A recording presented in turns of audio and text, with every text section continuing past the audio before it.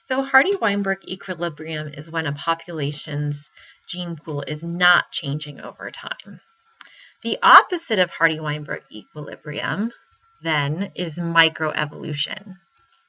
So microevolution is when there are changes in a population's gene pool from generation to generation. And again, this means that it is not in Hardy-Weinberg equilibrium. So when we say microevolution, we're sort of talking about, kind of like how we use the term microbiology, we're talking about at a smaller level, right? So is this enough to make a new species? Not necessarily, okay? So in many cases, we can have microevolution that's changing a gene pool, but is never going to lead to a new species. So for example, in human populations, the frequency of red hair is decreasing, okay? So that's a genotype, and it's decreasing in the human population. There's a lot of interesting reasons why that's happening, particularly because of migration, okay? But is that going to cause there to be a different species of humans just because the red hair frequency is changing? No, okay? It's just microevolution. So in order for microevolution to occur, there has to be some different processes happening, okay? And so we can also think of these things as the opposite of Hardy-Weinberg conditions. So we had the conditions that were required for a population to be in Hardy-Weinberg equilibrium. If it's not meeting those conditions, then microevolution is occurring. So, for example, if you have genetic variation, remember a condition of Hardy-Weinberg was no new mutations. If you have new genetic variation, like mutations, and mutations are kind of the classic one, though it can also be changes in the chromosomes or horizontal gene transfer in bacteria, that can lead to a population experiencing microevolution. If you don't have a new genetic variation, there must at least be existing genetic variation already present in the population. So remember, we said that's the raw material for evolution. So without any genetic variation, either new or existing, you cannot get microevolution. Then we have the different mechanisms of microevolution. These are sometimes called microevolutionary forces. So I'll just add that term here.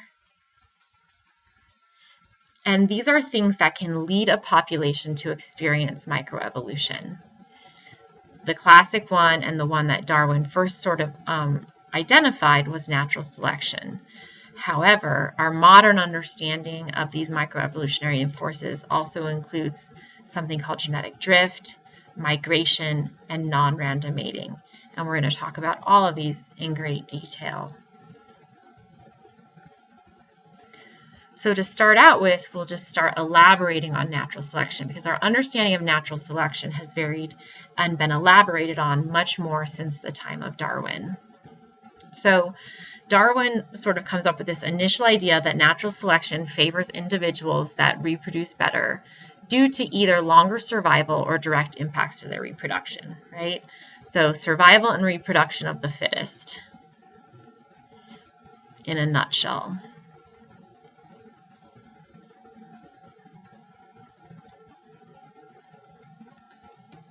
So this will cause beneficial traits that are heritable to become more common in every successive generation, right? And this can take many different patterns as far as what specific variants will become selected. And that's what this is a list of, and we'll talk more about these later, okay? These are called the patterns of selection. Over time, natural selection is going to result in adaptation. So again, kind of hitting back on some of these terms that we saw with Darwin, right? Adaptations is when an organism has traits that are well adapted to a particular environment caused by natural selection. So changes in the populations of living organisms that will promote their survival and reproduction. And again, that's specific to a specific environment. So they'll be well adapted to a specific environment as a result of natural selection. So A modern elaboration of this starts to get into DNA, which again, Darwin didn't know anything about. So we'll go through the modern description of natural selection here. So within a population, we have allelic variation, right? So this is differences in the genes.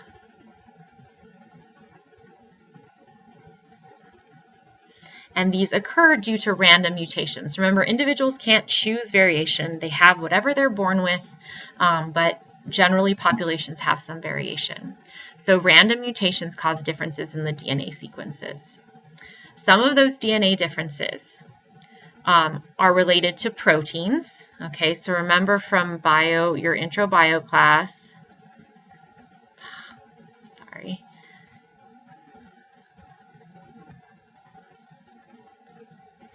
the central dogma, which is that DNA is transcribed into RNA, and RNA is translated into protein. So some of those genes will encode proteins, and those proteins will improve or increase the individual's survival or reproductive abilities compared to other members of the population. Therefore, individuals with those beneficial genes are more likely to survive and contribute their genes to the gene pool of the next generation, right? So they have more babies. And if that keeps happening over the course of many generations, then allele frequencies of many different genes will change through this process, and eventually you'll have a population with a lot of different characteristics, and that will be adaptation to its environment.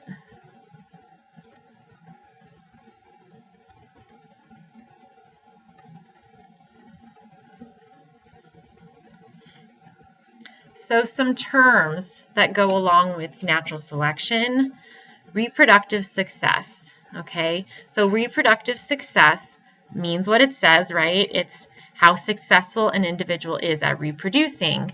But what this correlates to is a likelihood, right? How likely it is that an individual will contribute fertile offspring to the next generation, right? So if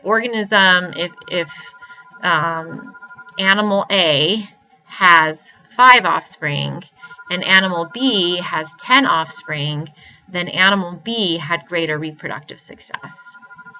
So certain characteristics, or sort of 2 ways that reproductive success can be altered. There's 2 ways that reproductive success can be affected. One is either things that influence survival, or things that directly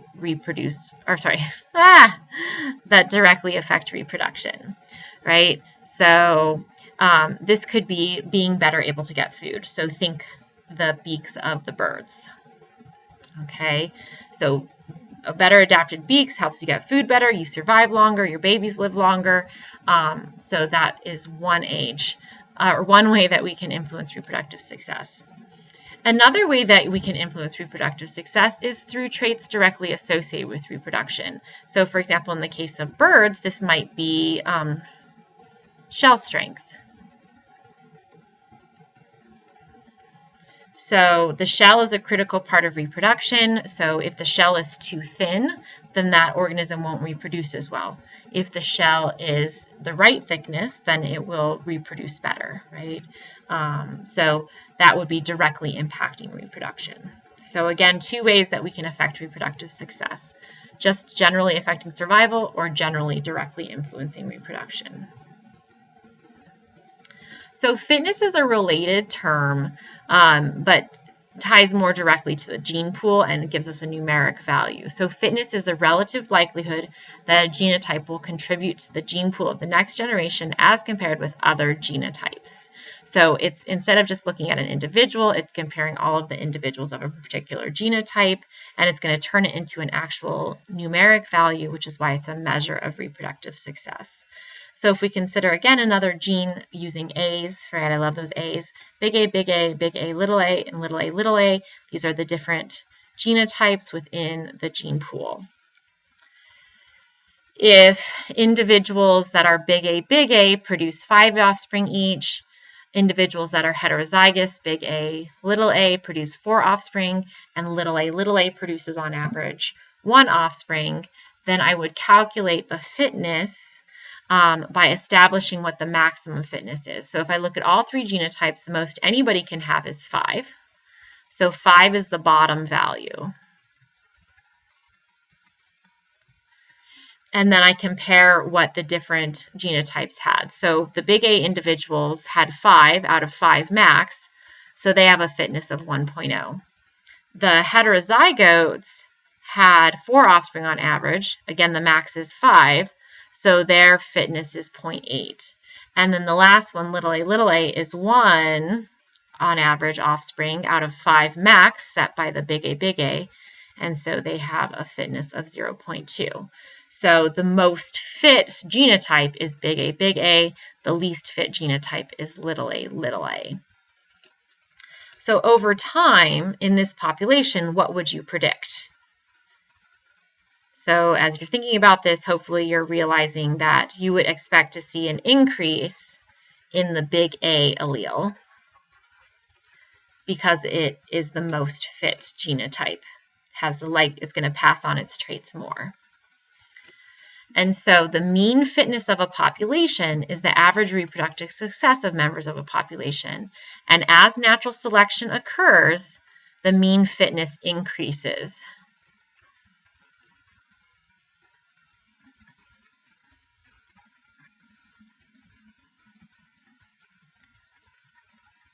So again, we were saying that the A allele has the greatest fitness. So over time, you'll have an increase in the number of individuals that have the big A allele. And as you have more and more individuals with the big A allele, more and more of them will be having 5 out of 5 offspring. So you'll be getting an increase in the mean fitness. So natural selection will lead to a higher amount of offspring in the population, surviving offspring, due to these changes and due to having alleles that are more fit.